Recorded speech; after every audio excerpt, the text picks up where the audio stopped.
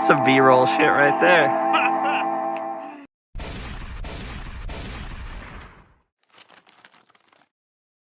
The L3 Harris PEQ15. No, you did not hear me wrong. This is a PEQ15. This is a full power unit from L3 Harris, and we're going to talk about it today. We already recorded a video on the @PLC from L3 Harris. That is the civilian legal version of this unit. This unit has been made since the 2000s, and it's been used by the US military and law enforcement since then for the past couple of decades. It's an extremely aesthetic, ubiquitous IR device. Everybody who plays video games pretty much knows what this is right off the bat. If you're not familiar, IR laser aiming modules, which is what these are called, are used by people who are using night vision devices. They emit a laser out of this side and an illuminator out of this side. This is helpful because under night vision, you can't necessarily use conventional aiming devices like iron sights or some of the earlier made red dot, holographic, or scope type sights. Nowadays, companies do make optics that are night vision compatible, like the EOTech EXPS3, the Aimpoint T2, and the Trijicon RMR, just to name a couple. There are lots and lots and lots of them out there. There's two different types of aiming. There's passive aiming and there's active aiming. When you're using an IR laser aiming module like this, they call that active aiming because you are actively pushing a button or doing something to make that laser beam go out there. Passive aiming is when you're aiming through an optic that is night vision compatible, like the EOTech or the Trijicon. I'll run through the features of this device quickly. Like I said, there is an IR and a visible laser on here. They are slaved together, which means if you move the elevation or windage knobs on this unit, it moves both lasers in the same fashion. The reason they have that is so that you can zero your laser and your rifle combo with the visible setting during the day at a normal range. And then when you remove the cap, switch into an IR mode, you can go to work with the IR and it's going to be zeroed for you. This unit also features an adjustable IR illuminator. So you can rotate the bevel or the bezel of the IR lens here, and it will make the illuminator smaller or larger. This unit has adjustments for elevation and windage on both sides of the unit. This side obviously for the lasers, this side for the illuminator. They have it on the illuminator just so you can zero that illumination to the center of the laser. Because when you zero your laser, it might look kind of off to the right, off to the left, up, down, and you kind of want that all lined up. And this zero is just kind of a rough zero. You don't need to precisely zero your illuminator for anything. Going through the modes on the PEQ15, when you push it down one click, that is your visible laser mode. So on that mode, when you take the cover off and hit the button, I don't know if you can see behind me there, but there is our visible laser. When you go up one from there to the O position, that stands for off. When you go up one from there, that is the P position. That is the programming mode. You can program these so that the illuminator or the laser does whatever you want it to be, whether it's a strobe, whether it stays on for 5 seconds, whatever you want to do. That option isn't really available to civilians. I believe that's programmable through L3 Harris, and the military gets it programmed through them if they need it, but we aren't really going to use that as civilians. Going one click up, that gets us to our first IR mode.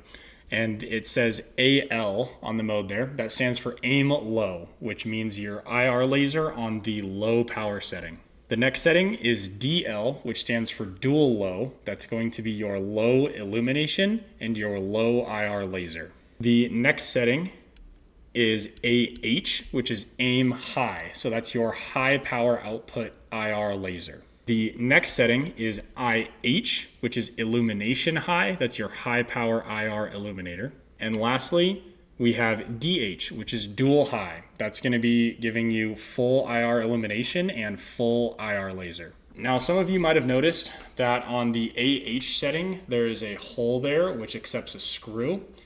There's these little blue screws that L3 includes with these to put those in there as a safety mechanism so you don't accidentally flip the laser into the high mode if you don't want to do that, maybe during a training scenario or if you're just LARPing around your house with your night vision. That blue screw has a keeper on the right side of the unit here. You just screw it into this little keeper and it just holds it there for safekeeping. The fire button is right on top of the device, right in the middle. It's very convenient. I think the PEQ-15 has the best ergonomics out of any of the laser aiming modules that I've personally used. It's very easy when this is mounted on the top rail of your firearm to take your left hand and just sweep through all of the different modes, get to the mode that you want to be on, and then press the fire button. Primarily, I've used this on my Daniel Defense Mark 18.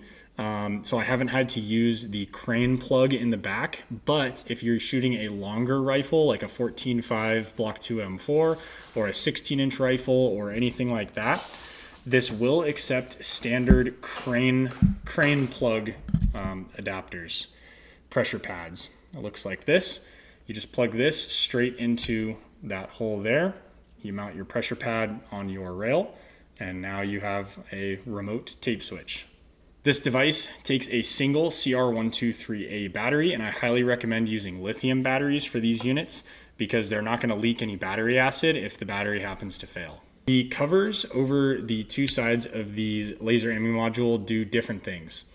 The illuminator cover is a diffuser, so when you normally have a laser aiming module like this and you're not using the diffuser, you're going to have a tight cone, which is about this big, and I'm sure I'm gonna overlay some footage of this guy at night with that illuminator, but you'll see it's kind of like a cone of illumination. Then when you flip the cap, the diffuser over the top of this, it really just floods the area with IR light. So it's really good for inside of close quarters or maybe super dense forest where you're walking through and you're having to kind of whack your way through the forest. That diffuser works really, really well. So the cap on the right side normally is going to be something that blocks out the vis laser and severely reduces the power of the IR laser. That's super cool because a lot of people like running these in dual high mode to get that high illumination, but you don't necessarily always need a high laser.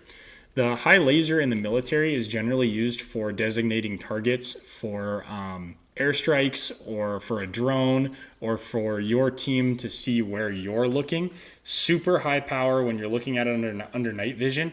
It almost acts more as an illuminator than it does a laser.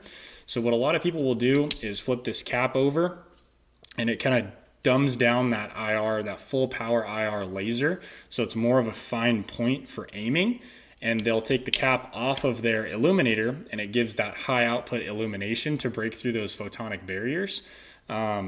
And it just works really, really well in my experience. The mounting system of the PEQ-15 on the bottom here is just a standard Picatinny mount. It is not QD. There's a flathead screw on one side. You put it on your rail, screw it down, and your laser is on there. That's pretty much all I have to say about the PEQ-15. Super awesome laser aiming module, super awesome IR device, whatever you want to call it. I cannot recommend this enough. If you have the ability to get one of these, they are a bit of a gray market item. They're not illegal to own. It's just not legal for companies to sell them directly to you. So if there is one in private hands and you acquire it somehow, they're legal to own. So if you can, I'd highly recommend you get one. Another option that you might want to look into is the Somo Gear series of PEQs and LA5 clones. This one is an LA5 clone, but for all intents and purposes, it's the same thing. I am going to have a video coming out dedicated to the Somo Gear in a few weeks here. I don't know. We'll see. A few days, few weeks. We'll see. But there will be a review coming out of the Somo Gear. If you can't get your hands on a full power PEQ, you might want to look at a Somo Gear PEQ. These are also full power. Definitely not as good as the real deal, but way cheaper. So keep an eye out for a review on the Somo Gear. With that, guys, thanks so much for watching, and we'll see you guys later. Bye.